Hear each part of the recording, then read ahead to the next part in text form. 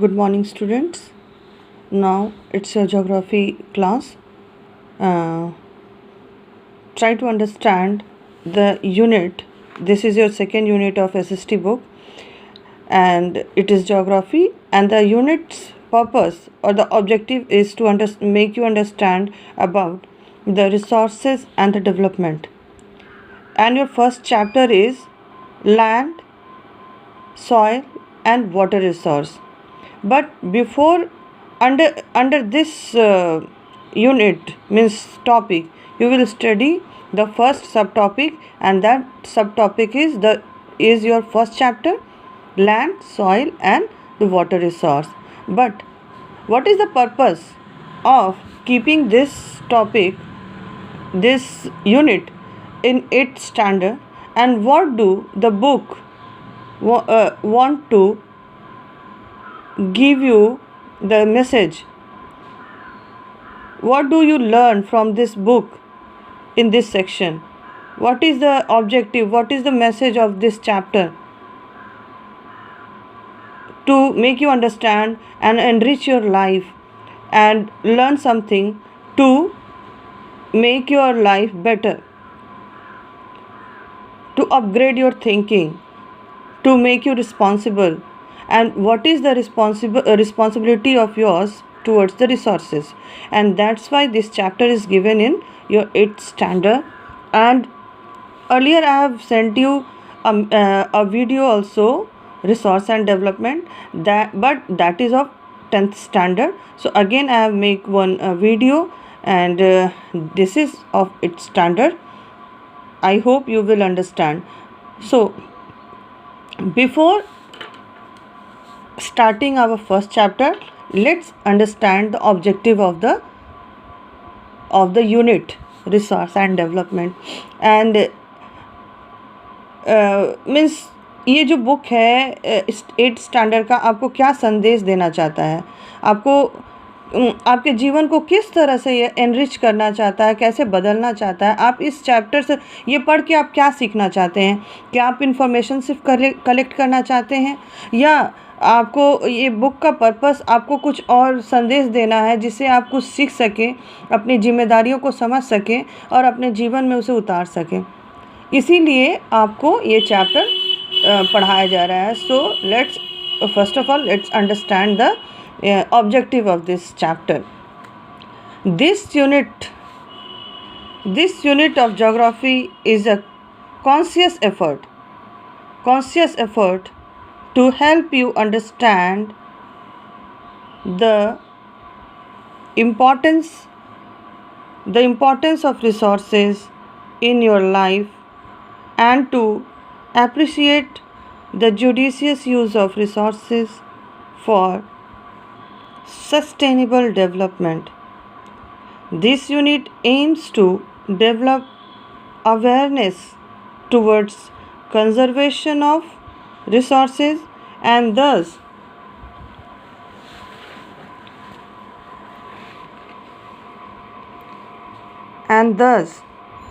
takes initiative towards the process of conservation. All possible efforts have been made to compile accurate and sharp pictures and maps to the concept simpler and easier, to make the concept simpler and easier. So this unit's conscious effort means आप ये पूरी कोशिश कर रहा है आपको ये समझाने की कि रिसोर्सेज का आपके जीवन में क्या इम्पोर्टेंस है, और ये आप में क्या चीज़ को बढ़ावा देना चाहता है इन रिसोर्सेज, क्योंकि ये आपके जीवन में इम्पॉर्टेंट है. अब किस तरह से इम्पॉर्टेंट है ये हम जब चैप्टर शुरू करेंगे तब जानेंगे. और इसमें क्या है कि इसका जुडिशियस यानी बड़ी समझदारी के साथ, होशियारी के साथ इन रिसोर्सेज का हम कैसे यूज़ करें ताकि सस्टेनेबिलिटी, डेवलपमेंट जो है, जो विकास है वह सस्टेनेबल हो, सतत हो, सत्य हो, सही तरह का विकास हो. तो सस्टेनेबल डेवलपमेंट मतलब जिसमें किसी का कोई नुकसान ना होता हो और तब भी सबका विकास होता हो, सबका भला और सबका विकास, यही है sustainable development. This unit aims to develop awareness towards conservation of the resources. तो यहाँ पर इसका एम क्या है? सबसे बड़ा अब एम है आपको अवेयर करना, आपको जागरूक करना कि हमारी ये रिसोर्सेज हमारे हैं और किसी की नहीं, बल्कि हर एक की रिस्पॉन्सिबिलिटी है इन रिसोर्सेज को बड़ी होशियारी से, बड़े कम तरीके से, बहुत ही मितव्ययिता से हम इसको खर्च करें और इनको बचाएं। तो ये आपकी यूनिट का पर्पस हो गया। So let's go to the chapter.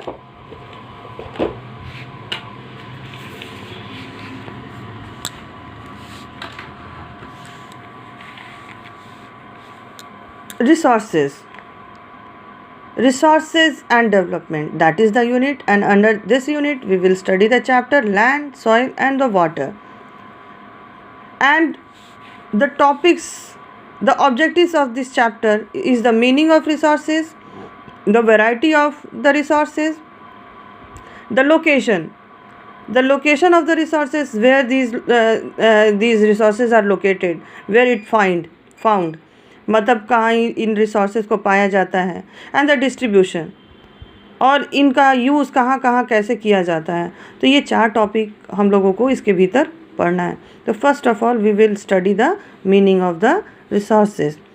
Any material that is part of the earth with which we fulfill our need is called a resource.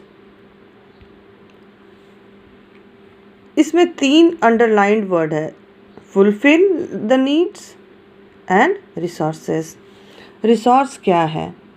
Any material, दुनिया में पाई जाने वाली कोई भी वस्तु जो हमारी उपयोगिता के लायक होता है, जिनको हम प्रयोग करने लगते हैं, जिसका हमको उपयोग होता है, वो क्या है? हमारे लिए रिसोर्स होता है, हमारे लिए रिसोर्स होता है।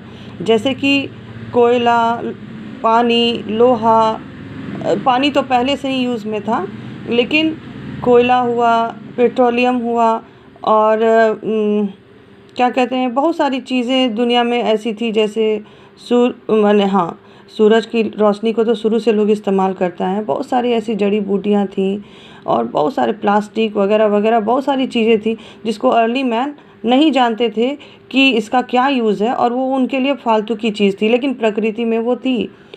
लेकिन बाद में धीरे धीरे उन सभी का यूज़ हम लोग सीखने लगे, है ना। तो जब हम यूज़ सीखने लगे तो वो क्या हो गया? हमारे लिए रिसोर्सेज बन गया। तो यहाँ पर जब कोई भी चीज़ हमारे नीड बन जाती है, हमारी ज़रूरतों को पूरा करने लगती है, तो वही वस्तु रिसोर्स हो जाएगी। और हमारी ज़रूरत की चीज़ नहीं है तो वो वस्तु ही रह जाती है, कोई उसका इम्पोर्टेंस हमारे लाइफ में नहीं होता है। A resource is any material that is part of earth can be useful to man. The material become a resource when it is transformed in such a way that it become more valuable and useful.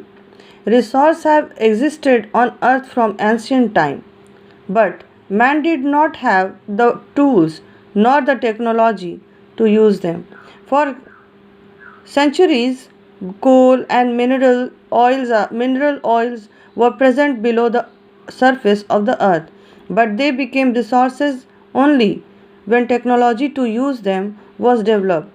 The gift of nature, land, soil, water, natural vegetation, wildlife, minerals, and power resources were already present when man appeared on the earth. The material provided by nature turned into resources when man developed technology to use them. Beside technology, the development of resources is highly dependent on availability of the capital, machines, and trained labor force. States like Bihar and Jharkhand are very rich in mineral resources, but they are not rich in terms of the capital income. generation of high income generation of high income becomes possible mostly through industrialization. In the absence of adequate and valuable availability of other factors of production, the regions remain economically backward. यहाँ पे ये बता रहा है कि सभी चीज़ें मौजूद हैं, लेकिन जब हमारे पास तकनीक नहीं होगी, मशीन नहीं होंगे या हमारे पास वैसा स्किल नहीं होगा तो हमारा डेवलपमेंट उस आधार पे नहीं हो सकता है. ये सभी रिसोर्सेज हम पे डिपेंड, ह्यूमन बीइंग पे डिपेंड करता है. कैपिटल का मतलब हो गया पैसा, आपके पास कितनी पूंजी है. मशीन्स किसकी तरफ डिनोट करता है? टेक्नोलॉजी के तरफ. आपके पास कितनी हाईटेक मशीन्स है. ट्रेंड लेबर्स जो है वो स्किल्स को डिनोट करते हैं. हमारे पास बहुत मिनरल ही हो, प्रकृति हमें बहुत दे रही है, लेकिन उसको हमको यूज़ करना नहीं आ रहा है, तो वो रिसोर्सेज हमारे डेवलपमेंट से कनेक्ट नहीं हो पाता है. जिसके पास जितने प्रयास करेगा, जितना उसके पास अवेलेबिलिटी होगा, या एडिक्वेट का मतलब हो गया प्रॉपर, जितना चाहिए उतना, उसको हम एडिक्वेट कहते हैं. तो यदि हमारे पास ये नहीं है, तो जैसे अमेरिका के पास भी रिसोर्सेज हैं, नेचुरल रिसोर्सेज है, लेकिन वो बहुत आगे है क्योंकि उसके पास ये तीनों चीज़ें हैं. कैपिटल है, मशीन्स माने टेक्नोलॉजी है, स्किल्स है, वो लोग उतना वर्क करते हैं. और इंडिया के पास उससे भी ज़्यादा है कहीं, लेकिन वो पीछे है क्योंकि उसके अंतर है. तो रिसोर्सेज और डेवलपमेंट में बहुत बड़ा कनेक्शन है. उसके बीच का एक ब्रिज है capital, machine and trend labour. ठीक है, टेक्नोलॉजी है. अब यदि हमारे पास वो नहीं है तो वो रिसोर्सेज हमारे लिए उतना विकास का से कनेक्शन नहीं कर पाता है. Next topic is the types of resources, variety. The types of resources are divided into two parts. They are of two kinds: natural resources and human resources, man-made or the human resources. Okay,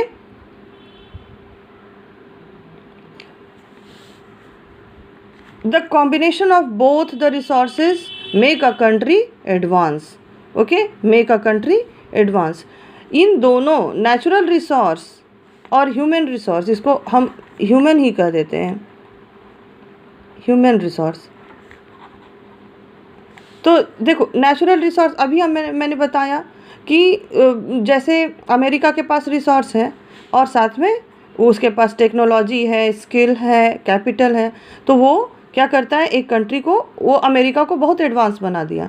लेकिन हमारे पास क्या है, natural resources है, लेकिन human resource उतना skilful नहीं है, उतना इनोवेटिव नहीं है, या हमारे पास टेक्नोलॉजी उतनी नहीं है. तो क्या हो गया, हमारा डेवलपमेंट थोड़ा सा बैकवर्ड है. तो both the combination of both means the educate advancement or the adequate combination of these both resources make a country advance. So हम लोगों को क्या करना है, आप ही आगे भविष्य हैं, देश के भविष्य हैं, आप ही आगे पढ़ लिख कर फिर इंजीनियर, डॉक्टर जो भी बनना होगा बनेंगे. तो आप इस नेचुरल रिसोर्स को इससे क्या करेंगे, अच्छा मैच करेंगे, तो हमारी कंट्री भी अच्छा डेवलप करेगी. सो the purpose to make you understand these two topics, natural resources and human resources, that we have to make advance this resource. We have to make this resource more advanced, because we cannot change this. This is available, and we cannot gain natural resources as we wish. As our wish, it is not be changed, it will not be changed, it is as usual. इसको हम बदल नहीं सकते हैं, लेकिन इसको हम बदल सकते हैं, इसको एडवांस बना सकते हैं, है ना. तो ये हो गया कि the combination. So if it is okay and it is not in enough it is not adequate, means ये प्रॉपर नहीं है हमारे पास, तो क्या होगा, एडवांस नहीं हो पाएगा। तो it is direct connection with the resource and development. Resources में यदि आपके पास नेचुरल रिसोर्स है और ह्यूमन रिसोर्स एडवांस नहीं है तो डेवलपमेंट नहीं होगा। यदि ह्यूमन रिसोर्स बहुत स्किलफुल है लेकिन वहाँ पे रिसोर्सेज की कमी है तो भी डेवलपमेंट संभव नहीं है। तो दोनों का कॉम्बिनेशन ज़रूरी है। Now the next topic is the conservation of the resources. So why the conservation of resources is needed? Conservation of resources is needed, it is must because it is limited. Natural resources is limited and it is upon the human resource that how it use the natural resources, because it is exhaustible, it is not changed as our wish. Okay, प्रकृति में जो चीज़ जैसे है वैसे है, उसको आप बदल नहीं सकते हैं और ये उतनी ही मात्रा में है जितना वो है। आपके ज़रूरत के हिसाब से ये बढ़ घट नहीं सकती है। तो कंजर्वेशन मतलब बचाना, कंजर्वेशन मतलब बचाना। ये क्यों ज़रूरी है?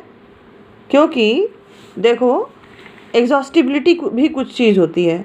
यदि कंजर्वेशन में बहुत सारी टेक्निक्स है जिसका हम प्रयोग करते हैं। जैसे कि मान लो नेचुरल एक माइन ले लो, एक example for the natural resource, एक माइन ले लो। माइंस को, कोल माइंस है, उसमें हम एक अच्छी टेक्निक से यदि कोयला निकालते हैं तो कोयला जो है बर्बाद नहीं होगा। तो यदि हम टेक्निक सही निकालते हैं, सही टेक्निक से निकालते हैं तो क्या होगा कि पैसा भी कम लगेगा और कोयला भी कम खर्च होगा, अच्छा से एक्सट्रैक्शन होगा। दूसरी कि हम यदि कोयला का प्रयोग सही से करते हैं, कम से कम करते हैं, जितनी ज़रूरत है उस हिसाब से करते हैं तो कोयला कंजर्व होगा, बचत होगी उसकी। अभी देखो जैसे लॉकडाउन है और लॉकडाउन में हम बिजली कम खर्च कर रहे हैं, डीजल कम खर्च हो रहा है, हम लोग कहीं आ जा नहीं रहे हैं, तो हमारा जो नेचुरल रिसोर्सेज है, जो प्रकृति अपने आप को रिप्लेनिश कर रही है, अपने आप को पूरी तरह से रिन्यू कर रही है। और आप जमुना को देखे हैं, जमुना नदी को पूरी साफ़ हो गई है, गंगा नदी साफ़ हो गई।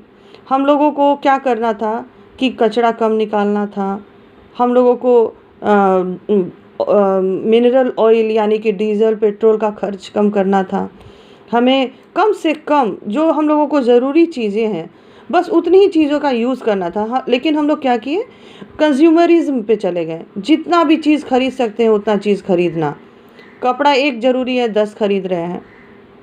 तो क्या इंडस्ट्रीज़ जो चलाते हैं उसको बिजली और तेल नहीं चाहिए और ट्रांसपोर्टेशन चाहिए, तो वो सब चीज़ में क्या होता है, ऑयल जाता है, हाँ, फ्यूल जाता है और उससे जो धुआं वगैरह निकलता है, जो पोल्यूशन होता है, लैंड पोल्यूशन होता है, वाटर पोल्यूशन होता है, एयर पोल्यूशन होता है, वो सब क्या करता है, वो पूरे रिसोर्सेज को बहुत पीछे धकेल के रख देता है, उसको अपने आप को रिन्यू रिप्लेनिश करने नहीं देता है। जो उसमें डिप्रिसिएशन जो कमी आ रही है उसको अपने तरीके से हम लोग क्या करते हैं ना, कंजर्वेशन का एक बहुत अच्छा टेक्निक ये है कि मान लो कि कोई भी नेचुरल चीज़ अपने आप को रिप्लेनिश कर सकती है 10 साल में, माने कि अपने आप को ठीक ठाक कर लेगी जैसा है, तो हम भी कोई भी चीज़ का यूज़ क्या करते हैं 10 साल के ड्यूरेशन में करेंगे।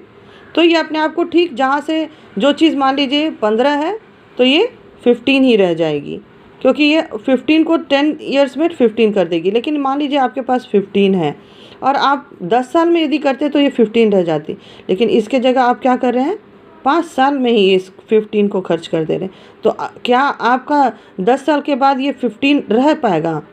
नहीं रहेगा। ये क्या हो जाएगा, ये 10 रह सकता है या 7 रह सकता है ना, 7.5 रह जाएगा। यानी अपने आप को आधा ही रिप्लेनिश करती है, तब तक ये ख़त्म हो गया। और अब इसका मान लो कि जैसे जैसे हम यूज़ करते हैं, अब 5 साल हम क्या करेंगे, 5 साल तो हमको मिल गया 15 पूरा, और ये जो बाकी का 5 साल है उसमें ये 7.5 जो हमको इसको रिप्लेनिश करना था वो कहाँ से करेगा? फिर आपके पास तो कुछ भी नहीं रहेगा। फिर आप क्या करेंगे? तो that is called the conservation. आपको ऐसे यूज़ करना है कि 15 का 15 आपके पास रहे, मीन्स बैलेंस बना रहे। हम उसके बैलेंस को के साथ कोई छेड़छाड़ नहीं। जितने जब जैसे जैसे प्रकृति अपने आप को ठीक करती है उसी हिसाब से हम उसका खर्च करें, नहीं तो आने वाली जनरेशन के लिए कुछ बचेगा ही नहीं, इवन आपके जनरेशन के लिए भी कुछ नहीं बचेगा। तो that is why we need the conservation of the resources. Now natural the resources are divided into two parts: natural resources and the human resources. Natural resources are land, soil, water, vegetations means jungle, forest, wildlife, forest animals, minerals means iron, bauxite and all, चूना, पत्थर, लोहा, aluminium, जो भी चीज़ें जो हम लोग निकालते हैं, कोल, है ना, वो सभी चीज़ें हो गया। पावर रिसोर्सेज में हाइड्रो एनर्जी, है ना, hydro electric energy, thermal energy, tidal energy, wind energy, सब कुछ आ जाएगा, है ना। उसके बाद ये human resource is the most important resource. Why? क्यों? इट यूजेस, ये सारे रिसोर्सेज इसी के लिए बने हुए हैं। ये यूज़ नहीं करेगा तो ये रिसोर्स नहीं रह जाएगा, सामान ही बन के रह जाएगा। जिस चीज़ को ह्यूमन यूज़ किया वही रिसोर्स बन गया, जिस चीज़ को ह्यूमन यूज़ करता है वही रिसोर्स बन जाता है। तो it is important because it uses the resources, makes thing for use. ये चाहे तो किसी भी चीज़ को रिसोर्सेज बनाता यही है, उसको प्रोसेसिंग करता है और प्रोसेस करके बनाता है, इसलिए ये यूज़ भी करता है, ये रिसोर्सेज को यूज़ भी करता है, ये रिसोर्सेज को बनाता भी है, और ये खुद में एक रिसोर्स है, resource itself. Human being is resource itself, यानी कि बनाने वाला भी कौन है? यही है। और आप लोग जानते हैं कि दुनिया की सबसे बड़ी रिसोर्स जो है वो ह्यूमन रिसोर्स है। यदि स्किलफुल है, ऑनेस्ट है, तो वो कंट्री बहुत आगे डेवलप करती है। जैसे जापान में के लोग बहुत ही ईमानदार हैं, और इसीलिए वह नेचुरल रिसोर्सेज की कमी के कारण भी, जो ये सब में बहुत, वो देखो वहाँ वोल्केनो रिंग ऑफ फायर में आता है जापान, और वहाँ पे बहुत मिनरल की कमी है, और वहाँ वोल्केनो आता रहता है, अर्थक्वेक आता रहता है, लेकिन वो नंबर 1 कंट्री है इकोनॉमी के मामले में। क्यों? क्योंकि ये ह्यूमन रिसोर्स उसका बहुत ही क्वालिटी है, बहुत ही हाई क्वालिटी का ह्यूमन रिसोर्स है, जिससे ये इसको क्या कहता है, कंपनसेट कर देता है, जो कमी है उसको पूरा कर देता है। ये सारे रॉ मटेरियल्स को बाहर से जनरली लेता है, लेकिन वो ह्यूमन रिसोर्स बहुत तरीके से करती है, जिससे डेवलपमेंट इसका बहुत फास्ट है। ठीक है, तो इस चीज़ को आप समझिए। Next we will learn the types of resources, and it is divided, as we know, it is divided into natural resources and human resources.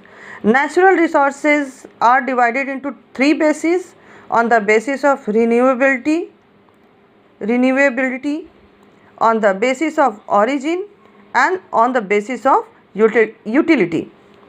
The first basis is renewability, and it is divided into 2 parts: exhaustible and inexhaustible.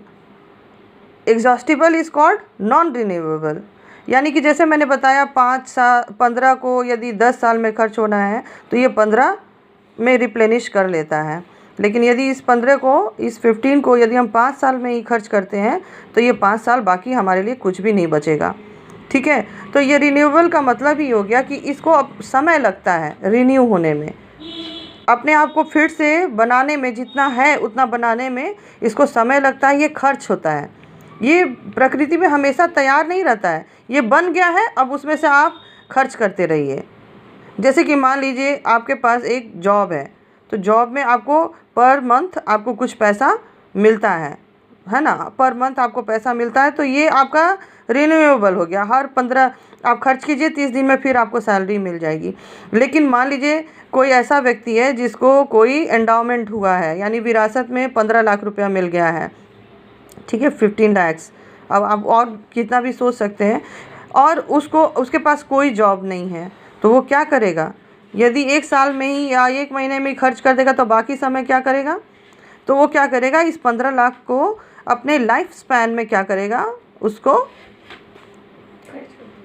उस plan करेगा कि हम उसको कैसे खर्च करें कि ये मेरे लाइफ स्पैन में यानी मेरे जीवन भर ये अवेलेबल रहे। या तो फिर ये क्या करेगा, इसी से वह जैसे कि हम मान लीजिए पेड़ काट रहे हैं तो पेड़ लगाएं भी, तो हमारा वो मेंटेन रहेगा। इसी तरह ये 15 लाख को क्या करेगा, वो कहीं कैपिटल इन्वेस्ट करेगा और उसका 15 लाख भी बना रहे और उसका आगे ज़िंदगी कटता रहे। तो इस तरह से वो क्या करेगा, अपने को अपना लाइफ को प्लान कर सकता है। तो एग्जॉस्टिबिलिटी ये फॉर एग्जांपल है, जस्ट इसको अभी नहीं समझिए, इसको जो समझने के लिए है, पढ़ने के लिए नहीं है, समझते रहिए इसको बस। एग्जॉस्टिबल का मतलब हो गया जो खर्च हो जाता है और उसको बनने में समय लगता है। It is non renewable, like coal, एक बार बन गया उसको फिर बनने में 4000 5000 साल लगेगा, तब तक आप वेट करिएगा क्या। तो कोल, फिर mineral oil like diesel and petrol, उसके बाद फॉरेस्ट को भी बहुत साल लगता है और अपनी स्थिति में आने में। तो ये सबको हम लोगों को क्या करना है, इसका जुडिशियस यूज़ करना है, वाइसली यूज़ करना है, इसको कंजर्व करना है। और इसका हम लोगों को सब्स्टिट्यूट यानी कि कौन सा दूसरा तरीका है जिससे हम इसको कम खर्च करें और दूसरे तरीके से ज़्यादा यूज़ करें, है ना, उस सब सब्स्टिट्यूट को खोजना पड़ेगा। इनएग्जॉस्टिबल का मतलब हो गया जैसे कि पानी हो गया, है ना, सोलर एनर्जी हो गया, ये सभी water resources and solar energy, these are the renewable, रोज़ अपने मात्रा में भरपूर मात्रा में मिल जाएंगे। ठीक है, तो इस तरह से ये हो गया। फिर हो गया on the basis of origin. On the basis of origin it is divided into 2 parts, biotic and abiotic. Biotic means those resources which have life, like forest, animal, birds and human being. And abiotic means no life, which resources which have no life, like land, water, minerals, sunlight, etc. On the basis of utility, it is divided into raw material,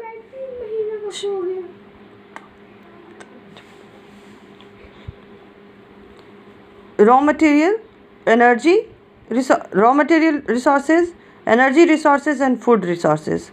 माने utility, हम उसका उपयोगिता के आधार पे इसको बांटा जाए तो ये रॉ मटेरियल हो सकता है।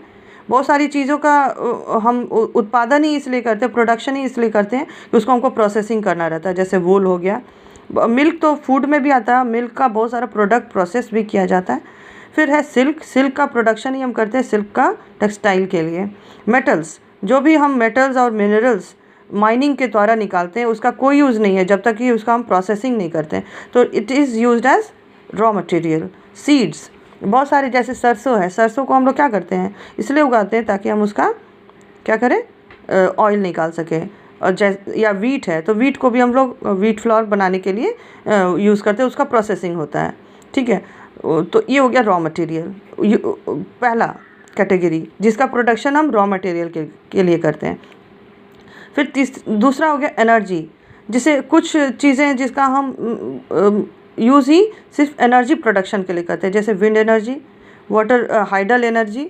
कुछ मिनरल्स का यूज़ हम करते हैं फॉर एनर्जी, लाइक पेट्रोलियम का उत्पादन हम क्यों करते हैं, सिर्फ एनर्जी के लिए, है ना। और उसके बाद तीसरा हो गया फूड, उनका हम लोग सीरियल्स, बेवरेज मतलब पीने के लिए खाद्य जो पदार्थ होते हैं उसका उत्पादन हम सिर्फ खाने के लिए करेंगे। तो जिसका उत्पादन हम जिस पर्पस से करते हैं वही on the basis of that utility. Vegetables का हम लोग क्यों उगाते हैं, खाने के लिए। मिल्क हम लोग क्यों ये करते हैं, खाने के लिए। तो ये जब बिना प्रोसेसिंग हम खाने का बात करते हैं, प्रोसेसिंग भी होती है तो उसका उद्देश्य जो है वो सिर्फ उसकी माने खाने के लिए हुआ, तो वो उस तरह से कैटेगराइज हो गया। ठीक है। एंड ह्यूमन रिसोर्स में तो ह्यूमन रिसोर्स ही है, माने मानव जो इंसान है वही रिसोर्स है ना। तो ये हो गया टाइप्स ऑफ रिसोर्सेज। अब जो है ये आज के लिए काफ़ी है, आपको समझिए इसको, और ये आपका होमवर्क हो गया। इसको आज बना के और आप कल ज़रूर भेजिए इसको। जैसे होमवर्क है, fill in the blanks, both natural and blank resources are included in resources. Number 2, resources which are obtained from non-living things are called blank resources. Number 3, resources obtained from the biosphere are called biotic resources, abiotic resources, both A and B, or biospheric resources. Now, true false. Natural resources include land, soil, water, vegetation, minerals, etc. Number 2, true false. Forests are non-renewable resources. C. The practice of growing flowers, fruits and vegetables is called horticulture. Short type answer, you have to write 2 questions. Classify resources on the basis of utility. And the second question, why is it necessary to conserve our resources? And long type question, one question is here, you just write why land is very important resource. Why land is very important resource, describe. Okay, so earlier video also I have sent you the pic of the lesson also. So with the help of both the videos and the pics of the chapter pages, you just make this homework. Okay, thank you.